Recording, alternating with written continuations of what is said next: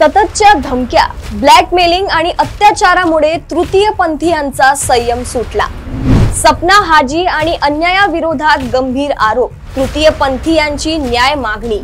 16 वर्षांचा छळ, ब्लॅकमेलिंग आणि मौन प्रशासन। 24 जीव एका वेदनेत, समाजाने पुन्हा दिला नकाराचा घाव।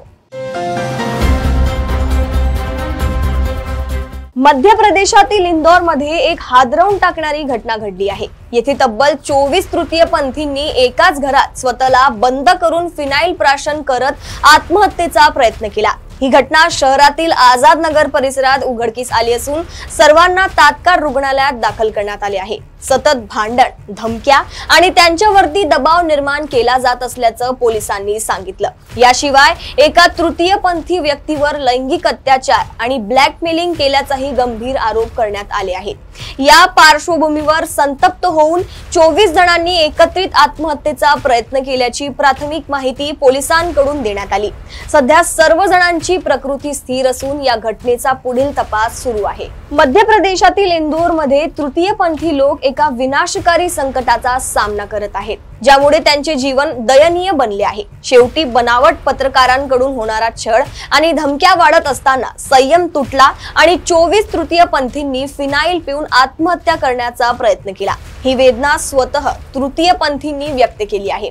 बुधवारी रात्री उशिरा इंदूरच्या नंदलालपुरा भागात तृतीयपंथी समुदायाला 24 सदस्यांनी एकत्र फिनाईल प्यायले, ज्यामुळे त्यांची तब्येत बिघडली। त्यांनी नंदलालपुरा कॅम्प मधील एका खोलीत सामूहिक आत्महत्येचा प्रयत्न केला। यानंतर सर्व ट्रान्सजेंडर लोक रस्त्यावर उतरले आणि गोंधळ घालू लागले। एका वृत्तसंस्थेशी बोलताना तृतीयपंथींनी सांगितले की सपना हाजी, राजा हाजी, पंकज जैन आणि अक्षय कुमार त्यांना दररोज त्रास देत होते।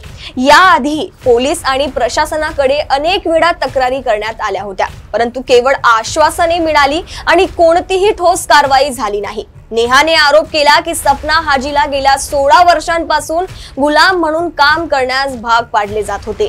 त्याने आपली कमाई स्वतः खडे ठेवली आणि जबलपूर मध्ये कोट्यवधी रुपयांचे बंगले बांधले। दरम्यान राजा हाजीकडे 50 लाख रुपयांचे 4 दुकाने आहेत। इंदूर मधील या तृतीयपंथी लोकांमध्ये 2009 पासून वाद सुरू आहे। बनावट पत्रकार प्रकरणाला 3 महिने झाले आहेत, परंतु त्यावेळी प्रतिसाद न मिळाल्याने ट्रान्सजेंडर समुदाय सुरक्षित राहिला। ते म्हणतात की जेव्हा समाजात आदरणीय असलेल्या समुदायासोबत असे घडते तेव्हा लोक काय विचार करतील। जेव्हा बनावट पत्रकारांकडून येणाऱ्या धमक्या वाढल्या आणि त्यांचा संयम संपला, तेव्हा पोलिसांकडे FIR दाखल करण्यात आला। जर त्यांना अटक झाली नाही तर ते सर्वजण प्रशासनाकडे इच्छा मरणाची मागणी करतील, असे तृतीयपंथींनी सांगितले। अशीच माहिती जाणून घेण्यासाठी बघत रहा देशोन्नती। नमस्कार।